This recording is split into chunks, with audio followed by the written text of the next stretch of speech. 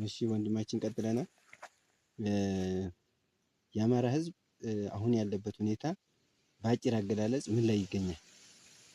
እንዴት ይገለጻል? ወድቋል ወይስ ተነስቷል? አንድ ህዝብ ውድቀት አለ፣ ትንሣኤ አለ። አሁን ይህን በአንተ እንዴት ይገለጻል? በጣም ጥሩ። የአማራ ህዝብ አሁን ወድቋል፣ ተሰዷል፣ ሀገር አልባ ሆኗል። ሀገር አልባ ሆኗል ምን ማለት ነው? በደንብ እናብራራው። ይህንን ስናወራ ምናልባት ያልገባቸው ህዝባችን ሌላውም ሊገረም ይችላል። ተሰዷል ወድቋል ማለት ምን ማለት ነው? የት የተሰደደ ሊል ይችላል።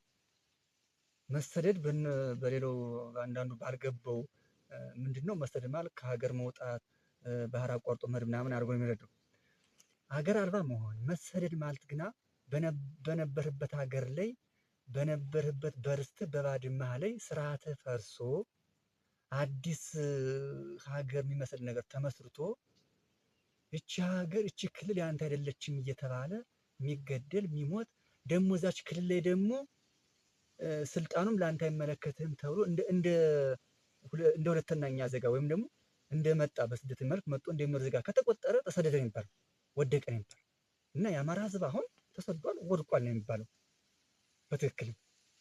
ለምን ከተባለ የአማራ ህዝብ ሀገሩ አሁን የተሰጠው አሁን በ1983 መጥቶ ከሌለው የሰጡት ክልል አይደለም ብቻ አማራ ክልል ተሰጥቷል። የአማራ ህዝብ ሀገር የመሪዎቹ ሀገር መሪዎች ነው ያልኩት። ህዝቡ በእርግጥ ከሸዋም በዳሞትም አሁን ወለጋ በሚባለው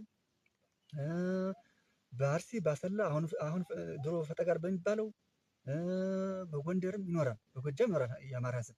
ግን የአማራ ህዝብ መሪዎች፣ የሃይማኖት መሪዎች፣ የስርዓት መሪዎች፣ የንግድ ማዕከል፣ የእምነት የቤተክርስቲያን ተቋም የመንበር ፓትርያርክ የሚባለው ማዕከሉ የት ነው የነበር? ሸዋ ነው። ሸዋ ነው የነበር ማዕከሉ። የአማራ ህዝብ መሪዎችም ሃይማኖት መሪዎችም የስርዓት መሪዎችም የህግ የስርዓት የእምነት የንግድ የዲፕሎማሲ ማዕከሉ የአማራ ህዝብ ነው፣ ሸዋ ነው። አሁን ላይስ ሸዋ አሁን ላይማ ሸዋ ሌላ ሀገር ነው።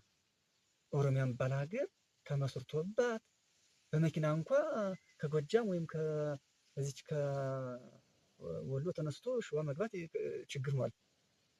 በመኪና እንኳ ለመግባት ከባድ ነው። ስለዚህ ይህ ህዝብ ከዛ ተፈናቅሎ ተገሎ ከመጣ እዛች ሀገር ላይ ደግሞ የማስተዳደር ስልጣኑ